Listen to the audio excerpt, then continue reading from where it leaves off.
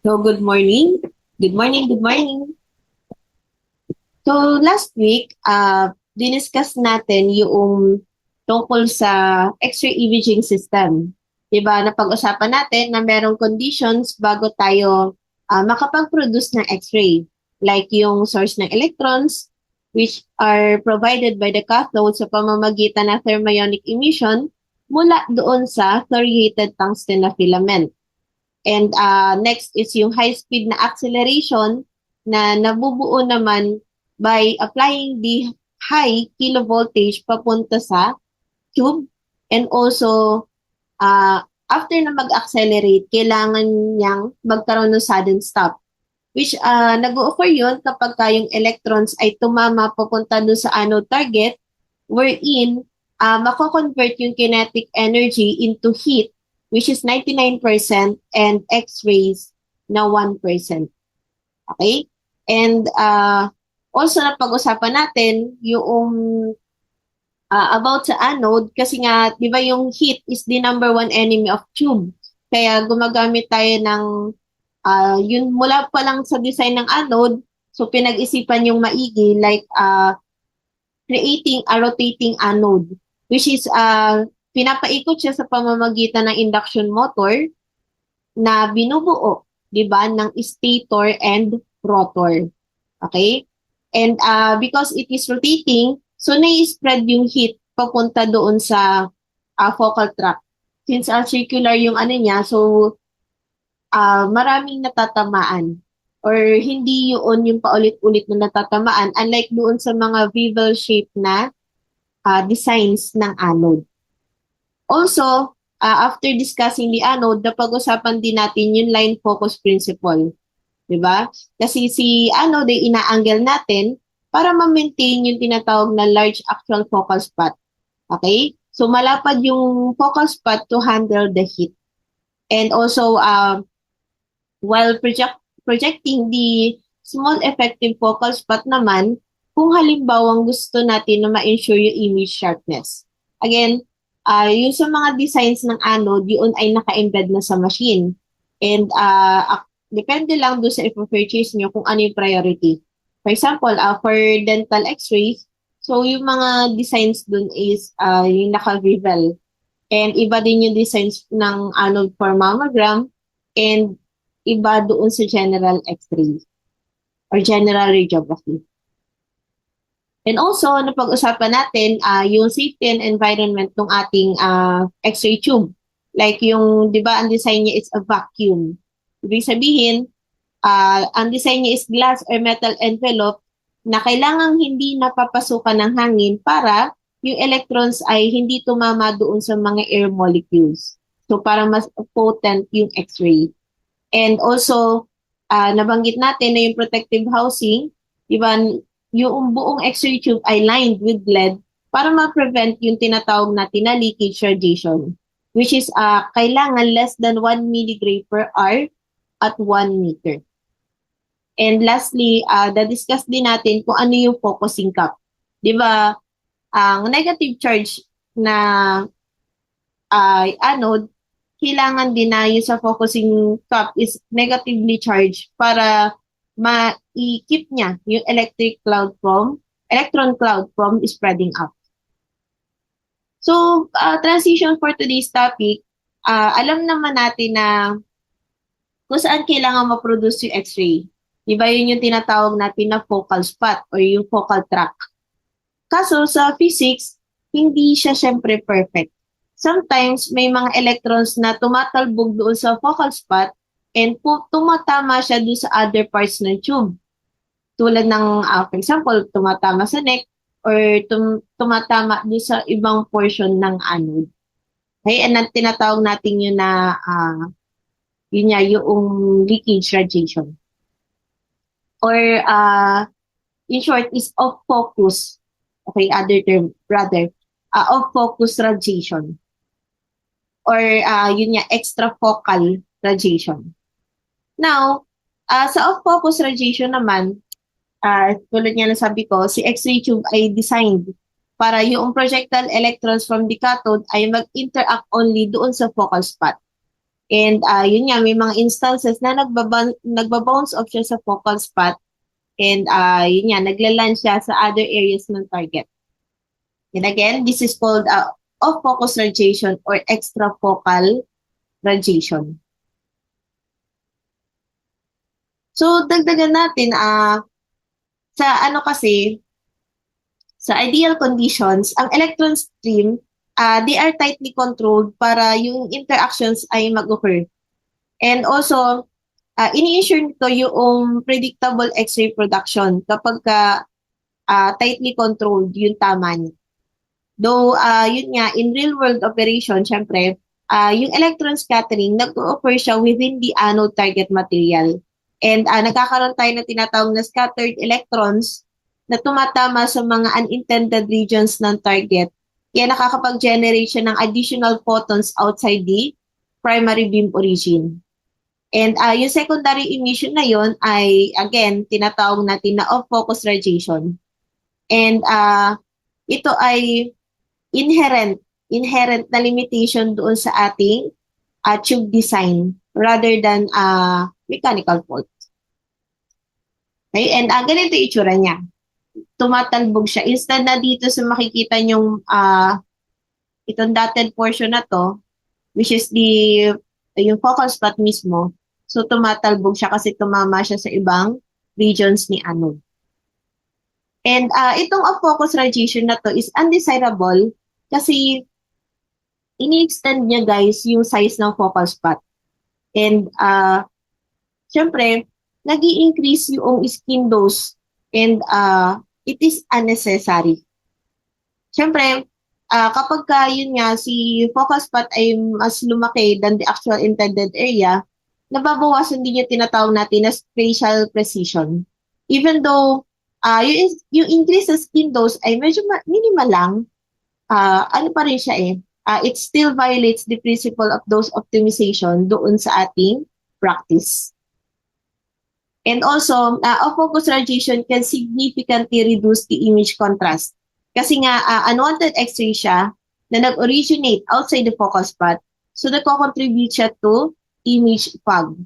And it reduces the difference between the adjacent na tissue densities, kaya medyo mahirap i-distinguish yung mga fine anatomical structures. And yun nga, finally, sa focus radiation kasi, ang image, they can image the patient tissue na intended to be excluded by the variable aperture collimators o yun nga yung hindi kasama doon sa ating field of view. Ang katulad niyan ay ito. 'Di ba? Kinolimit natin kasi nga yun lang ang focus natin itong certain areas na to, but because of focus radiation, so merong additional structure na napasama. Kahit na kinolimit natin, so nadamay pa rin. Siyempre, yung collimators, di ba, design siya to limit the exposure doon sa specific region of interest. Pero, si off-focus radiation kasi nababypass niya yung control mechanism na yun. Okay? And, now, pag-usapan naman natin itong part na to, yung mga X-ray machines, so may mga ibang designs na specified or custom para sa mga certain procedures like this mammography. Sa mammography, ang design ng target natin ay molybdenum and rhodium. Okay? Kasi ang characteristic niya is mababa yung Keyshell characteristic na X-ray energy. Diba? And kailangan na mababa yung energy na kailangan dito para ma-maximize natin yung tinatawag na contrast between the, of course, yung soft tissues such as fat at saka yung mga glandular na breast tissue. And ito si molybdenum and si rhodium targets, they produce a characteristic radiation na optimal doon sa energy range para sa breast imaging. And because of this low Keyshell characteristic na X-ray energy, So parang ang ano nito katumbas is mababa yung, hindi nagkakaroon ng tinatawag na beam hardening. And yun nga, kapag ka ganito yung characteristic niya, masusunod yung ating goal for mammogram like yung uh, lesion detectability and minimizing the radiation dose in a way na sa isang kuha natin ay malinaw na. Next ay, uh, balikan natin yung dito sa induction motor. Di ba, si rotor is a rotating component na humahawak doon sa ating anode. While the stator, siya yung stationary na electromagnetic component na nag-i-induce ng rotation. Together, they function as an induction motor system na that allows the anode to spin at di ba, extremely high speed, di ba? May mga ano tayo rotation per minute na unit for the anode. And also, uh, because of, di ba yung design niya, di ba wala siyang physical electrical contact.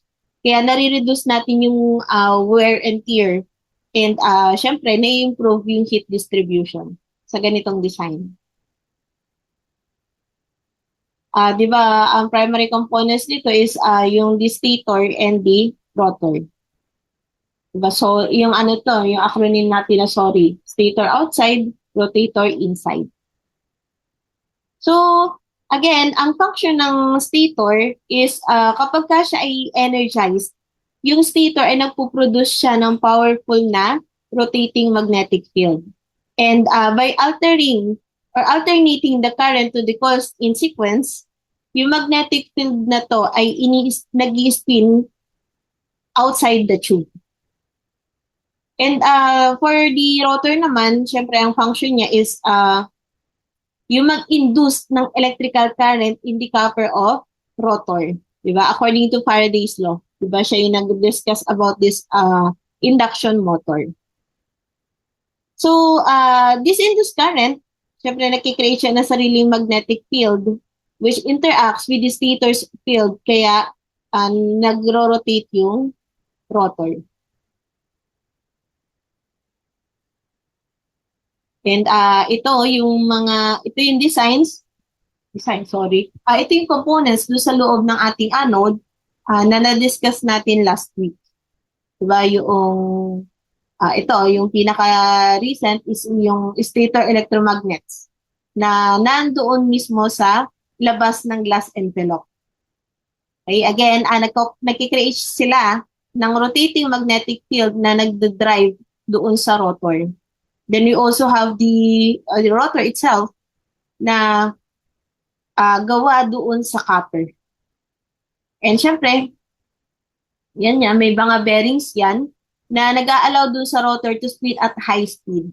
And di ba ang typically, ang rotation yan per minute or RPM is 3,400 to 10,000. So it depends doon sa machine. And also, di ba, yung design niya is ganito, so gawa yan sa molybdenum. So yung molybdenum yung neck at saka yung base. Kasi nga, itong kailangan sa ganitong portion ay poor yung heat conductor. So, mape-prevent yung heat mula doon sa anode disk at mape-prevent na makarating yung heat na yun papunta doon sa rotor bearings. And syempre, itong ating tungsten anode, so kasama yan.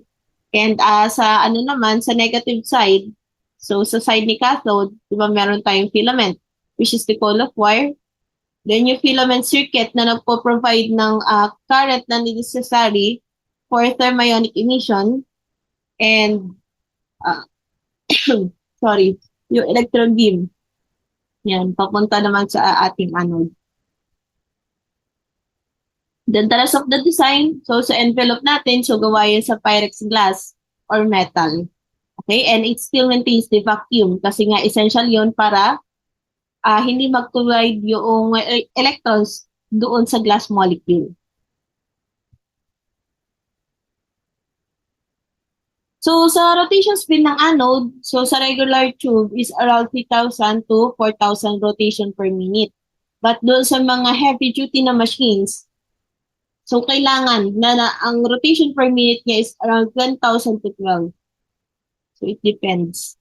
And higher rotational speeds, so dinidistribute niya yung heat over a larger surface area ng anode and nire-reduce dito yung localized na thermal stress.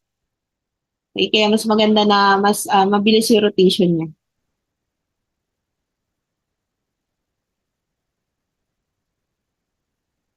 Next ay pag-usapan naman natin to. Diba? Kapag ano kasi, nag-fail yung ating induction motor, so yung anode natin, it may stop rotating or mag-rotate consistently. Okay, kapag hindi na siya naikot. And if that happens, so syempre magkakaroon ng concentration ng heat. So sa isang area lang siya tatama. And kapag gano'n na nangyari, it will greatly risk yung ating anode into damage. Kaya nagkakaroon tayo ng pitting or cracking during the exposure.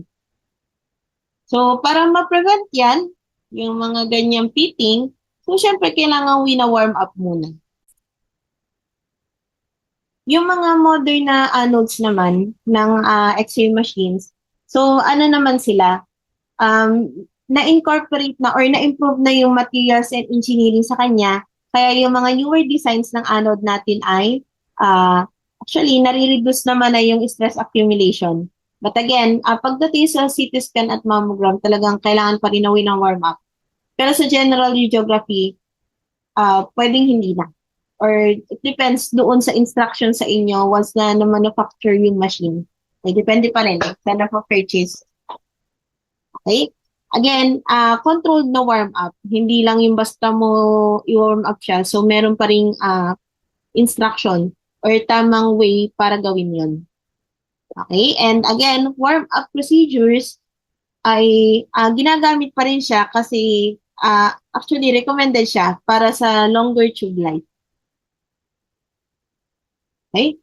And next ay, ito nga guys, nagkakaroon ng pitting kung halimbawa nagkakaroon ng localized heating doon sa isang area. Nung nagkakaroon ng micromelting doon sa tungsten. And ito ay once na magkaroon ng melting doon sa tungsten, nagkakaroon tayo ng irregularities. And nade-degrade yung pinaka X-ray output consistency and syempre yung focal spot quality. So over periods of time, kapag hindi mo naalagaan ang tube mo, yan minimal pa lang pero over time nagkakaroon ng lumalaki yan yung pitting na yan.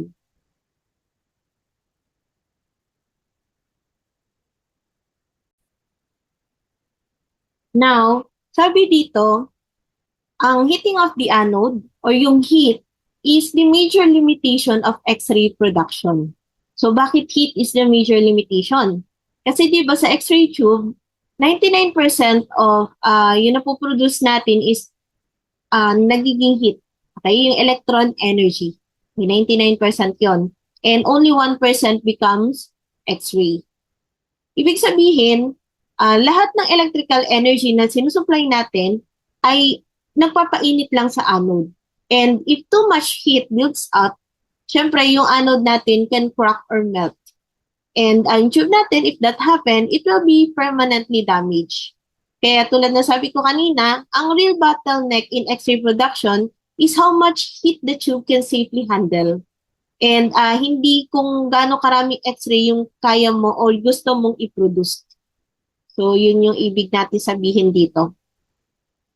Now, pag-usapan natin yung mga key elements niya. Sabi dito, para ma-compute yung heat, ang ating formula is KVE or yung effective na kilovolts times MES or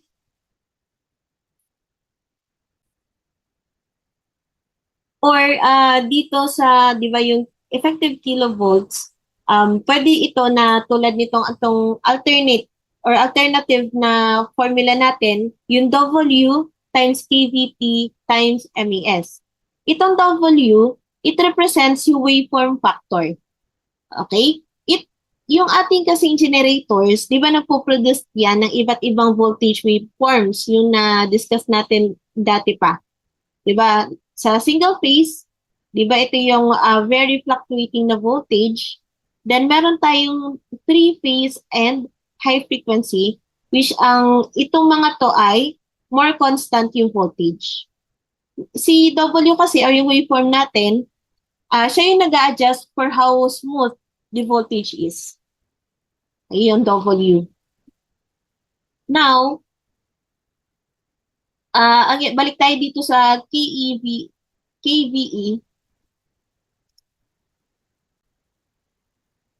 Ang ibig sabihin niyan is representation ng average na usable voltage. Okay, siya yung nag-a-account for the waveform shape. Pero basta tandaan nyo lang guys na pagka nagko-compute tayo ng heat, itong formula na to. But syempre, i-explain ko pa rin kung ano-ano ibig sabihin nitong mga acronyms na to. Syempre, yung effective na kilovolts, siya ay more realistic than the peak kVp. Kaya yung effective kVp yung ginagamit natin for computation. Then ito nga yung W is the waveform na voltage. So tandaan nyo na yan ay either single phase, three phase, or high frequency. Ganun lang siya. And ito naman yung ating MES, di ba yan yung current and time. Siyempre, yan yung nagko-control ng number of electrons. And siyempre, more MES is equivalent sa more collisions or more electrons. And siyempre, more heat. Yun ang ibig sabihin niya. And the heat is directly proportional dun sa ating MES.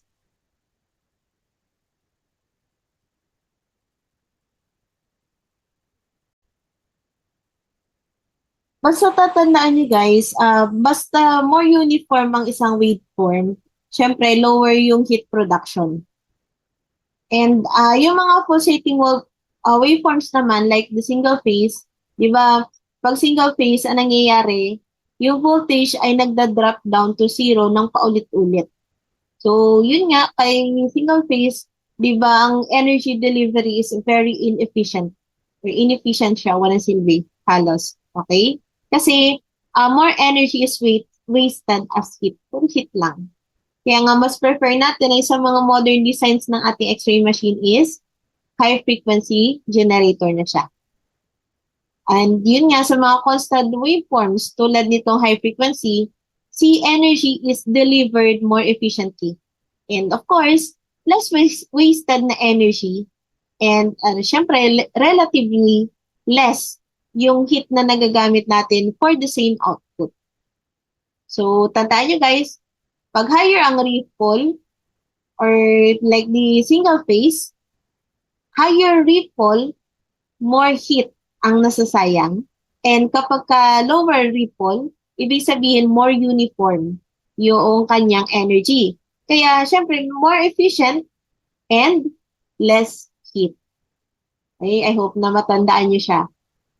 Now, itong equation na ito, guys, essentially, sinasabi niya na ang heat load ay katumbas ng voltage and syempre, yung ating MES and the waveform factor. Kaya pinagmumultiply lang natin yan. Syempre, pag increase ng MES, katumbas yan ay directly proportional yan or linear yung kanyang increase in heat. Pagtaas ng MES, pag-init ng ating X-ray tube. Siyempre, ganun din pagtaas ng KVP, increase din ng heat. Pero sa usapang radiation naman, 'di ba, mas prefer natin na mas higher ang KVP than the MEF.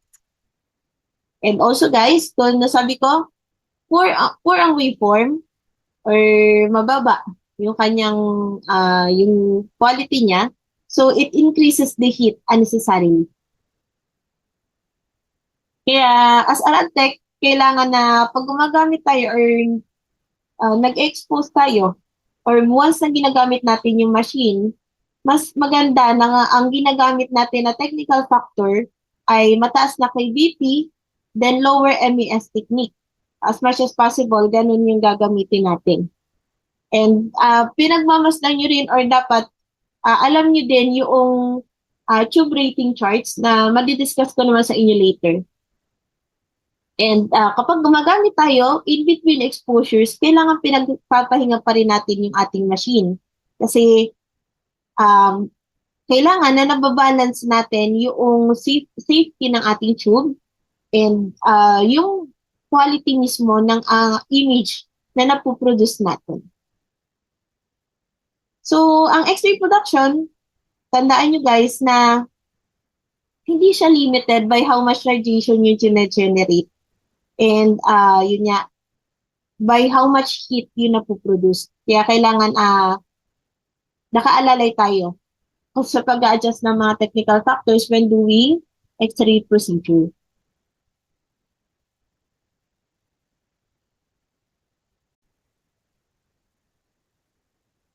Next, tulad dito, si heat, normally naman is nare-remove siya by anode, from the anode sa pamamagitan ng radiation. So, nakalagay yan kay Busyong. Normally, nare-remove siya dun sa anode by radiation. Naka-ano mismo yan dyan. Parang naka-note kay Busyong. Okay? And, papunta yan doon through the vacuum, into the conducting oil outside the glass envelope. And also, yung design, yung pinakita ko sa inyo kanina, yung design mismo ng ating anode na gawa sa molybdenum conducts very little heat. Okay, so kanya pa lang ay nape-prevent na yung damage doon sa ating metal bearing. And also, yung ating system, since it operates dun sa vacuum, yung convection outside the tube is not possible. Kaya ang convection is transmission of heat in a fluid or sa pamamagitan ng circulation ng current. Okay, in short, pagpapasa ng heat, that is convection. Kaya ang heat transfer, nagre-rely siya primarily sa pamamagitan ng radiation mismo. May once na mag-undergo tayo ng exposure, so yung pagpapasa mismo or yung transfer ng energy sa pamamagitan ng conduction ng mga design pathways like the Diala oil and housing ay nape-prevent na natin yung heat mismo or nami-minimize na natin. And pag sinabi naman natin na heat capacity, higher heat capacity, ibig sabihin is yung temperature ng material rises only a small amount. Ibig sabihin yung tolerance. Tapos may expression dito sa baba. Temperature rise is equals to energy applied over heat capacity or divided by heat capacity. So ang ibig sabihin lang na expression na yan, the more energy or heat ang inilagay natin into something, the hotter it gets. And kung gaano karami yung pagtaas ng temperature, ay depende sa kung ano yung heat na na-absorb. So, relating doon sa ano natin, yung sinabi ko kanina na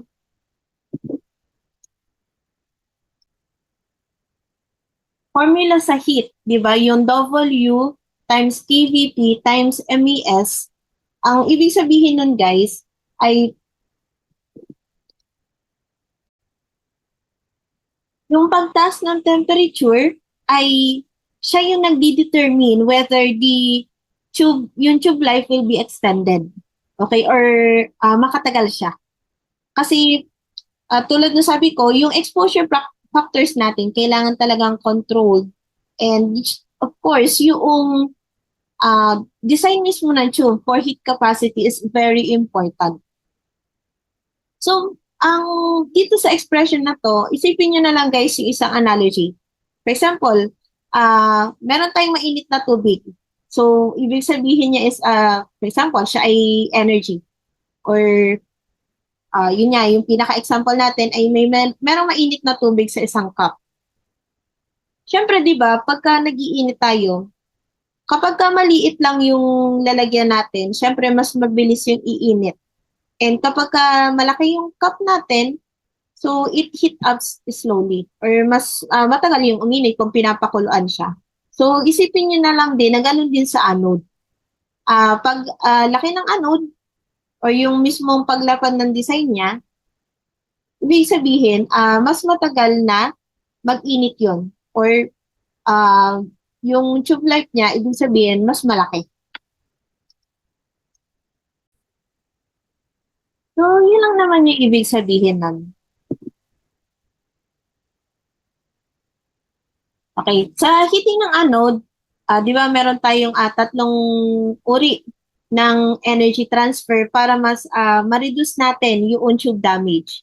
First is through convection. Yun nga yung itinatransfer natin yung heat. For design na ito, meron tayong cooling pins. And for conduction, di ba binanggit ko yung design ng molybdenum stem wherein dahil siya ay for conductor ng heat, so hindi kakalat yung heat at pupunta doon sa rotor natin. So that is conduction. And sa pamamagitan ng radiation itself, sa pamamagitan ng pag-produce natin na X-ray, kasi nagkakaroon ng transfer of energy, so nababawasan na mismo yung heating ng anode. Okay, so i-ano lang natin. Again, radiation is the transfer of heat by the emission of infrared radiation. And also, while doing the exposure, yung anode natin namumula yan. It glow red hot. And nag-i-emit siya ng infrared radiation. So that way, nagkakaroon na ng transfer of heat. Kasi di ba, na-transfer energy. Next is the conduction. Diba? Yung transfer of energy from a higher to lower temperature region. So, yung heat natin, nako-conducted siya through the neck of the anode to the rotor and glass enclosure. So, doon sa design mismo sa molybdenum stem. And yun nga, convection. When we say convection, so transfer of heat siya by a movement of heated substance from, hirap magbasa, from one place to another. Okay? So, heated glass, so sa pamamagitan ng yung mismong body ng ating X-ray tube, di ba, made up of Pyrex glass yun. So, kapag produce tayo ng X-ray or habang niro-rotor siya, so, napunta na agad dun sa diala oil yung nagkakaroon na ng transfer of heat. And sa pamamagitan nun, so nako-convex na natin yung heat papunta doon sa tube housing and mag-evaporate naman yun. Once na dumating siya doon sa, yung init is nag-transfer na doon sa mismong housing, so mag-evaporate na lang yung init doon sa pamamagitan ng room air. That's why sa ating exposure room, di ba kailangan naka-aircon talaga lagi doon? Kasi yung mga machines natin is mabilis mag-init. Ngayon, pag-usapan natin yung mga causes of X-ray tube failure. Ang tube failure, nakadepende yan doon sa mismong thermal characteristic ng tube, di ba? Ang, yun nga, basahin uli natin, continuing this. Kapag yung temperature of the anode during the single exposure is excessive, so nagkakaroon ng localized melting or pitting. And itong last part, these surface irregularities led to variable and reduced radiation output. So, by analyzing this, di ba, ang pinaka-cause lang ng lahat-lahat ng yan ay thermal stress.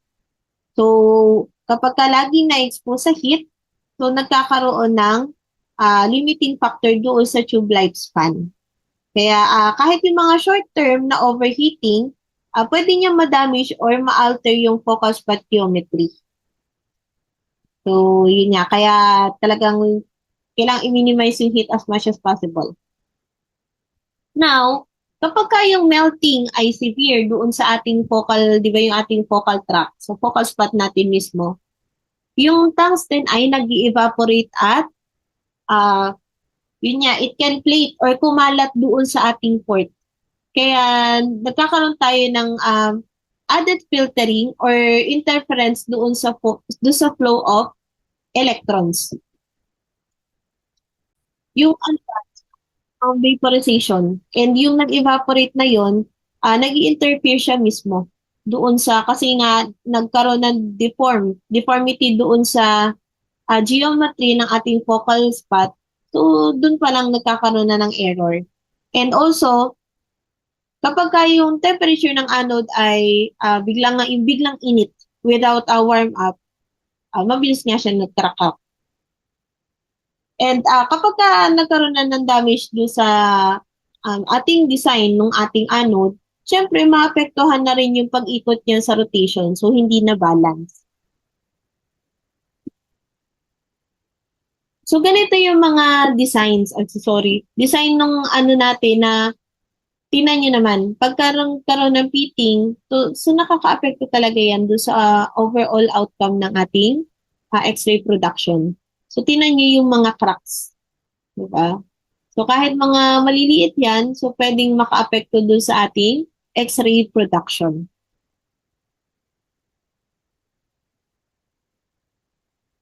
So, pagka tayo ay nagkakaroon ng, for example, ang tagal mo mag-rotor. So, ang tagal mong painitin yung ano natin, yung X-ray machine. And kung halimbawa na dun sa ating, di ba, may mga setting ng MAS na di ba, pwede kasing i-adjust ng more than 1 second. So kapag ka ganon, yung sa ating exposure time, ang nangyayari dun sa ating anode, para yan nag-glow katulad nung dun sa mga bumbilya. O di ba merong parang filament yon yung mga bulbs dun. And yung heat na yon, it may cause failure dun sa bearing. Di ba yung ating rotor, di ba may mga bearings siya sa pag-ikot. So pwede siya maka-apekto.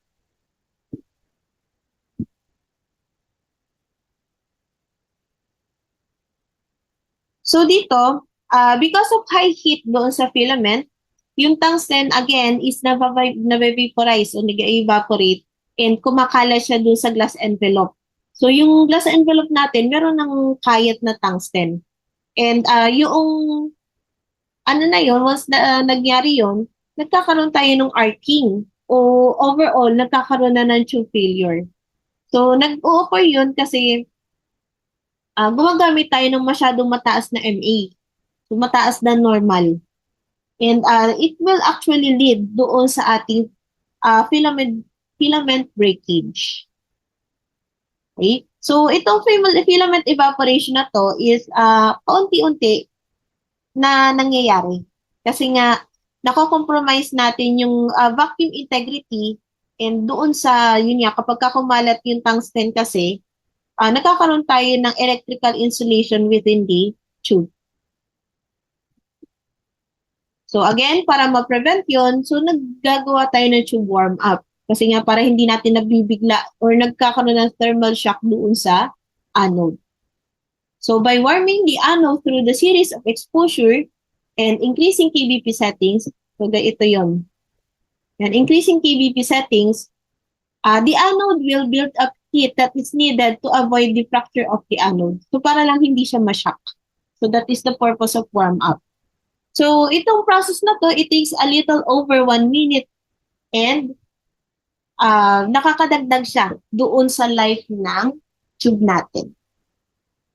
Okay? And yun nga, lastly, doon sa shutters ng collimator natin. So, kapag gagawa tayo ng warm-up, dapat nakasarado muna yung shutter ng collimator.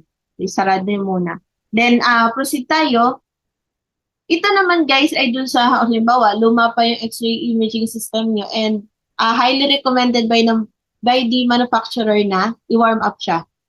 Sa X-ray is kapag modern na, di ba, pwede nang hindi na mag-warm up. So, depende pa rin niya sa design. But kung kailangan ng warm up, so ganito yung gagawin nyo.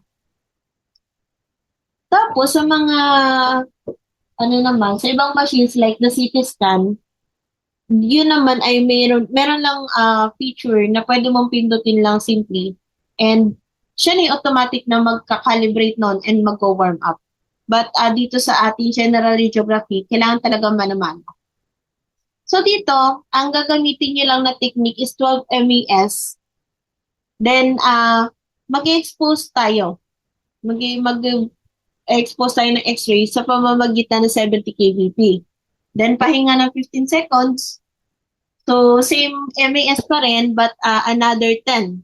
So, that will be 80 kVp. Then, expose ulit.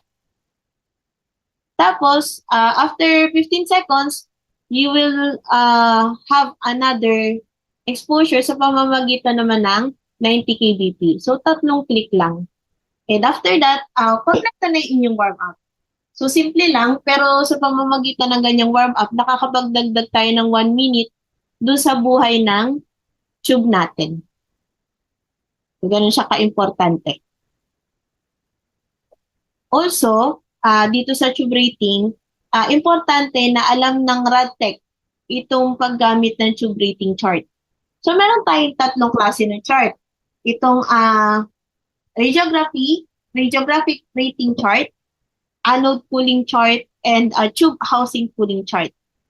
So, itong mga chart na to, they act as operational safety limits.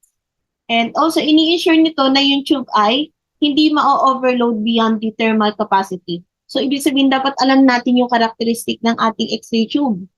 So, kung hanggang saan lang yung limit niya.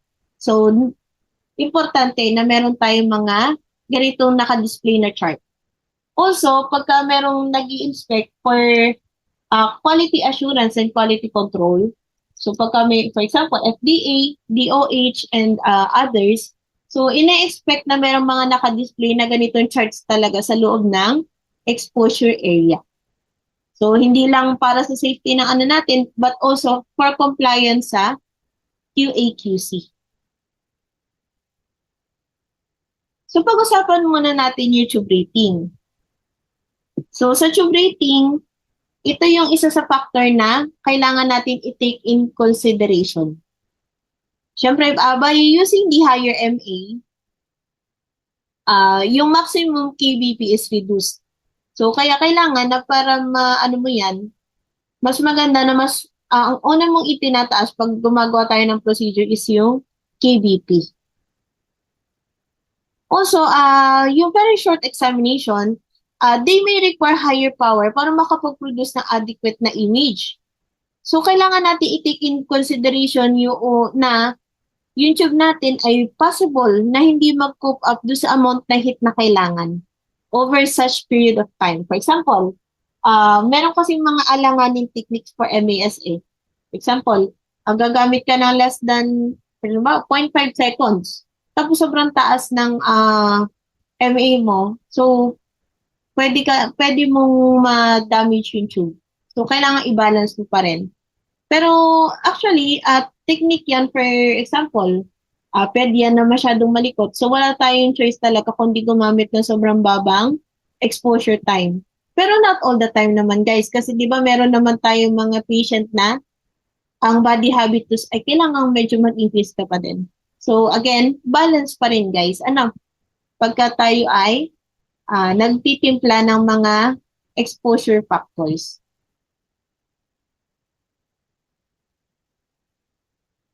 Okay? Again, by using higher MA, nababawasan natin yung KB.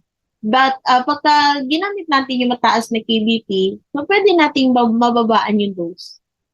Okay?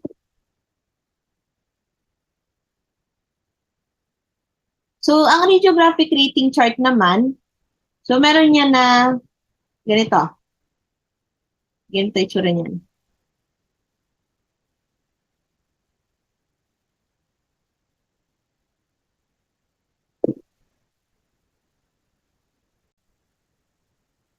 Itong radiographic rating chart, ito guys ay safety guides na nagsasabi sa atin whether yung pinili natin exposure technique will overload or damage the X-ray tube.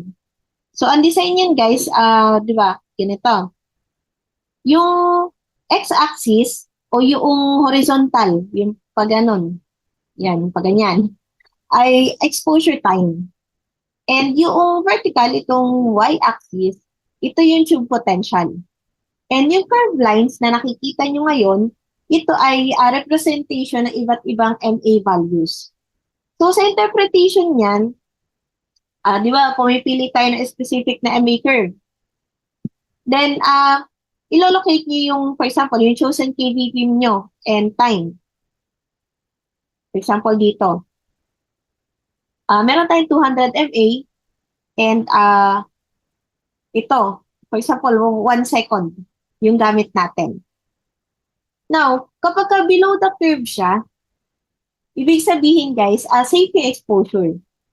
But kapag on or above the curve, ibig sabihin unsafe yung ano natin. For example, pataas siya.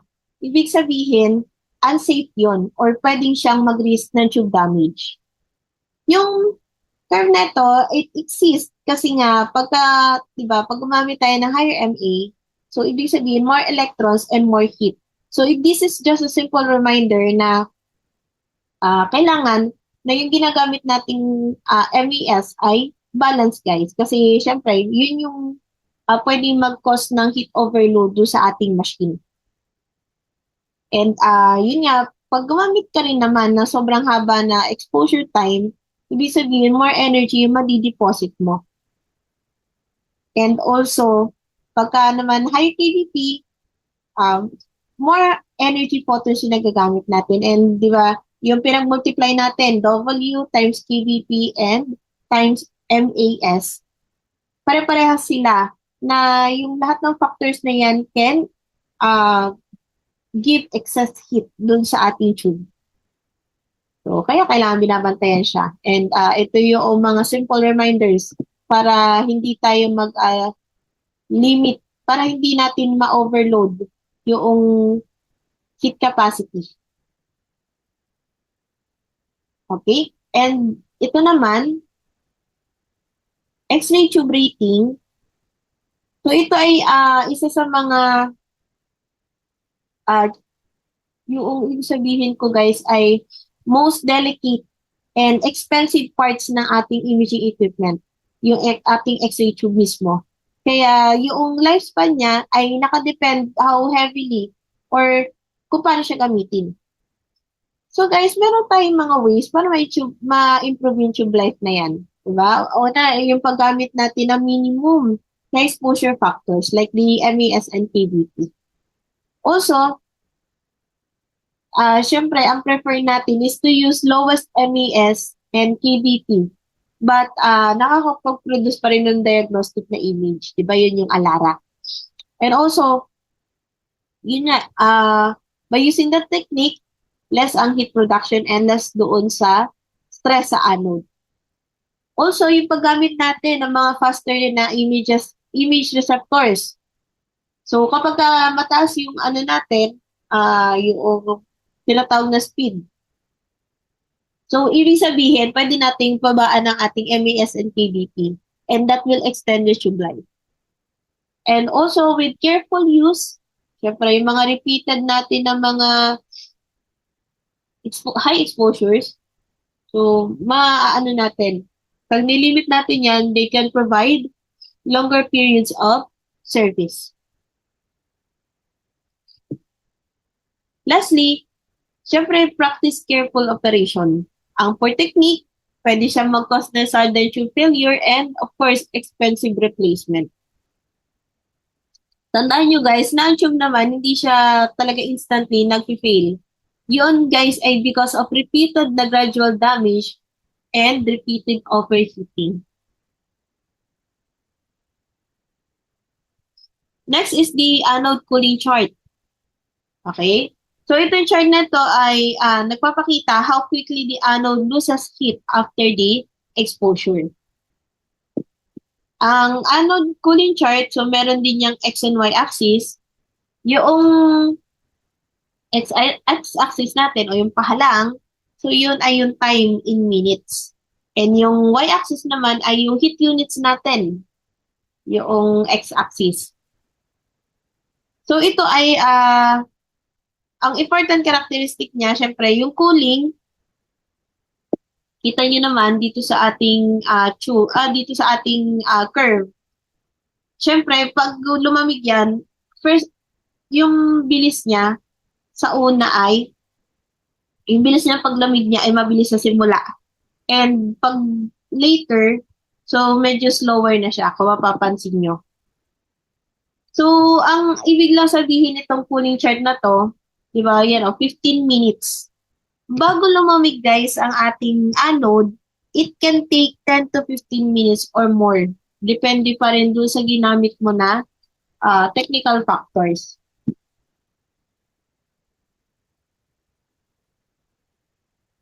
Okay, so it's possible through prolonged use of multiple exposure to exceed the heat storage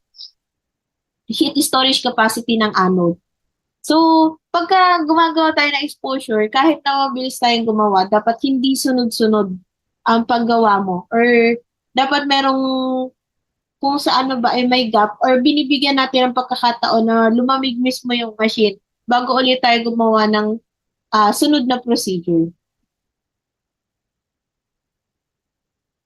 Kasi nga, meron tayong heat unit, di ba yung kinompute natin kanina. Same pa din. Tandaan nyo din guys na yung mga, for example, yung single phase, mas mabilis ang uminit. Unlike doon sa mga generators na gumagamit na ng high frequency.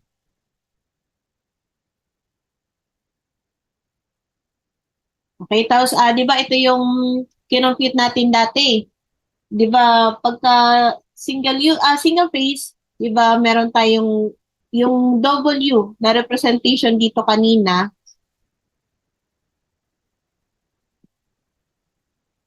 ito.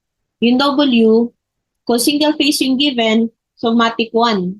Pagka three phase, 'di ba 1.41. Then high frequency is 1.45.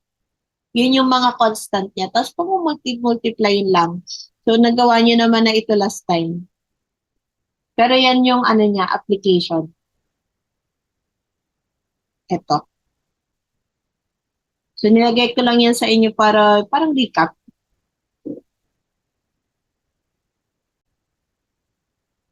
Next is yung housing cooling chart.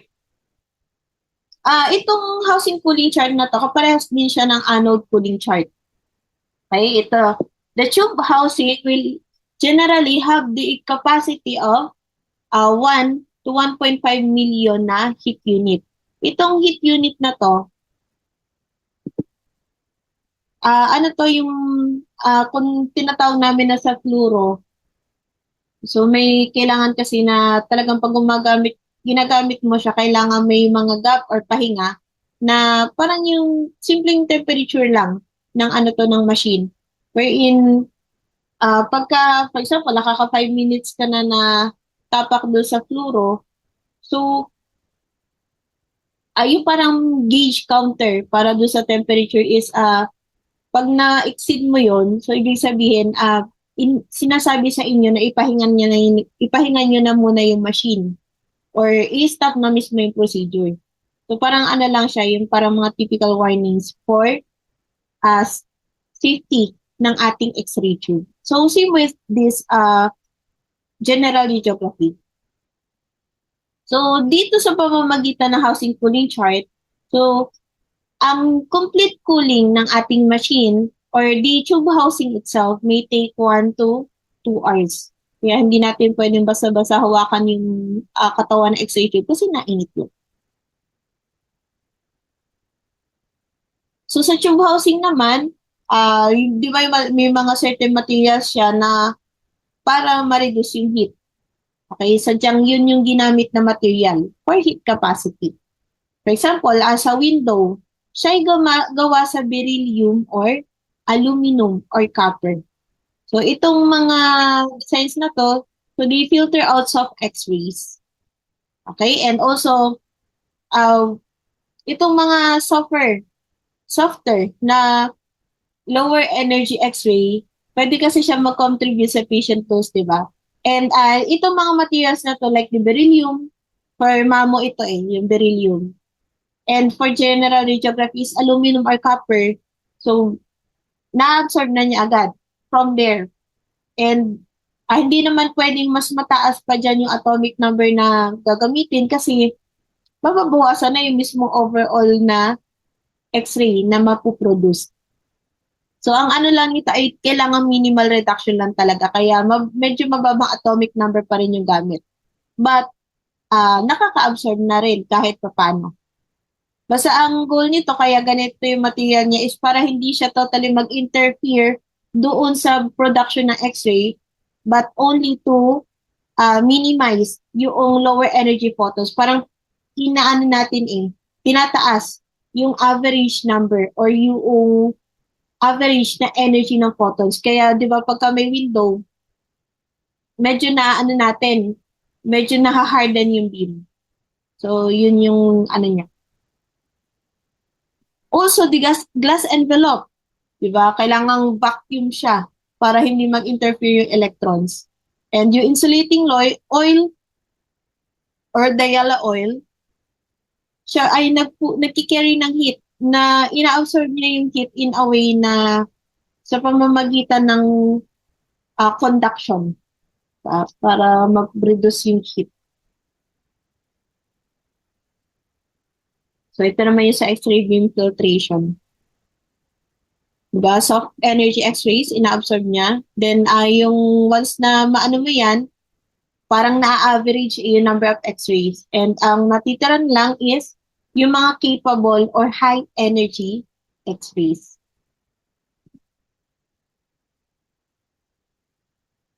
So, i-discuss na lang uli natin yung next topic sa next week. For now, ay dito muna. So, next week, guys, meron ulit tayong quiz before natin idugtong yung remaining topic. So, ano yan, from yung pinakauna, ito ang huli, then start tayo dito.